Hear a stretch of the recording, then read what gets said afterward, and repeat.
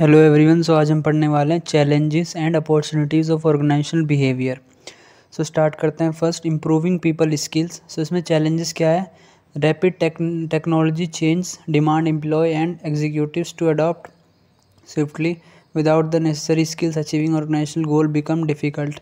सो challenge क्या है skills के ऊपर? इम्प्रूव स्किल्स के ऊपर। बहुत अब रेगुलरली बाहर जो है एक्सटर्नल इन्वायरमेंट में टेक्नोलॉजी चेंज हो रही है, जिसकी वजह से जो एम्प्लॉयज़ हैं उनके पास नई टेक्नोलॉजी के बारे में वो नहीं है, स्किल्स नहीं है, उन्हें पता नहीं है कैसे यूज़ करते हैं, क्या करते हैं। जैसे कि अब एआई आ गया है तो बहुत लोगों को यूज़ करना भी नहीं आता, लेकिन इसकी रिक्वायरमेंट कहाँ पर है? ऑर्गेनाइजेशन के अंदर। तो एक चैलेंज है उनको अडॉप्ट करवाना। दूसरा, अपॉर्चुनिटी क्या है इसमें?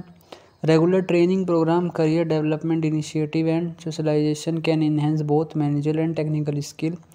सो अपॉर्चुनिटी क्या है इसमें? ये है कि रेगुलर ट्रेनिंग प्रोग्राम करवा सकते हैं, उनका करियर डेवलपमेंट करवा सकते हैं, और जिससे क्या होगा, उनका मैनेजरियल मैनेजमेंट की स्किल्स और टेक्निकल स्किल्स भी इंक्रीज़ होंगी। ठीक है। सो ये थे हमारा चैलेंज एंड अपॉर्चुनिटी पहला। दूसरा, improving quality and productivity. Challenge, meeting customer expectations and maintaining product service quality is crucial.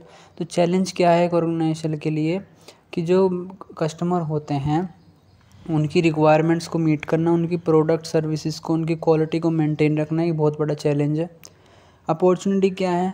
Implement total quality management principle, ensure continuous improvement and customer satisfaction.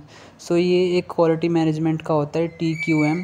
इससे क्या होता है? एक प्रिंसिपल होता है जो कि इंश्योर करता है कि कंटिन्यूस चेंजेस आते रहें प्रोडक्ट में, क्वालिटीज़ में, सर्विसेज में, और कस्टमर का सेटिस्फेक्शन भी इंक्रीज़ होता रहे। तो ये अपॉर्चुनिटी है। Third, managing workforce diversity.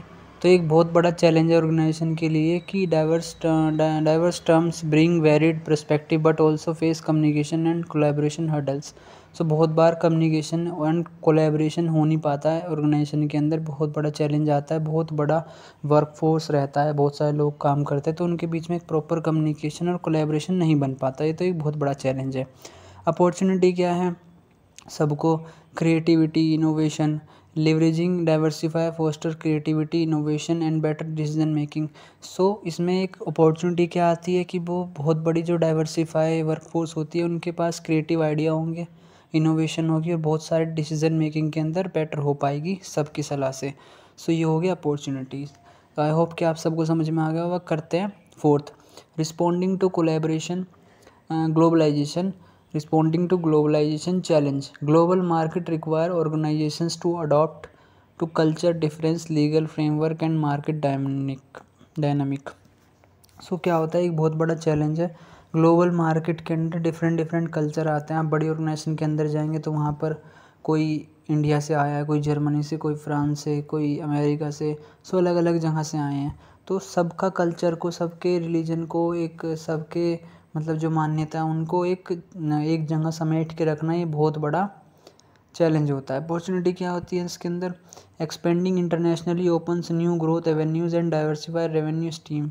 सो जब कोई भी ऑर्गेनाइजेशन ग्लोबली एक्सपेंड करती है तो उसे एक नई ग्रोथ मिलती है, नए एवेन्यूज़ मिलते हैं, और वो डाइवर्सिफाई कर पाती है और उसके रेवेन्यू भी जनरेट होते हैं। फिफ्थ है एम्पावरिंग पीपल। चैलेंज क्या आता है? Hierarchical structure hinders agility and employment empowerment. So मतलब कि क्या होता है कि एक जो ऊपर लेवल से हिरार्कल मतलब सीनियर लेवल से जो स्ट्रक्चर आता है, सीनियर से जूनियर तक आता है, तो ये क्या करता है? ये एम्प्लॉय की जो होती है एम्पावरमेंट को मतलब एक तरीके से नुकसान पहुंचाता है कि आपको ऊपर से ऑर्डर्स फॉलो करने वगैरह। ठीक है।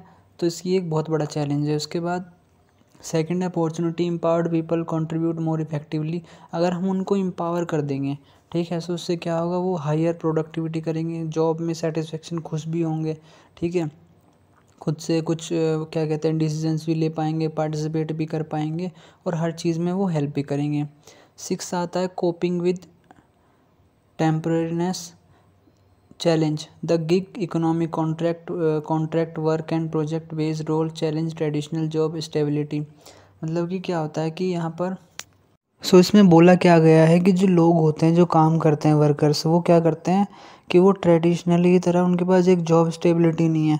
वो क्या करते हैं? हम शॉर्ट टर्म पीरियड के लिए काम करते हैं, यहाँ काम करेंगे, वहाँ चले जाएंगे। तो एक बहुत बड़ा चैलेंज हो जाता है कि वो टेम्पररी आते हैं, थोड़े बहुत दिन काम करते हैं, जब तक सीखते हैं तब तक चले जाते हैं, शॉर्ट टर्म के लिए काम करते हैं और बेनिफिट्स भी नहीं ले पाते।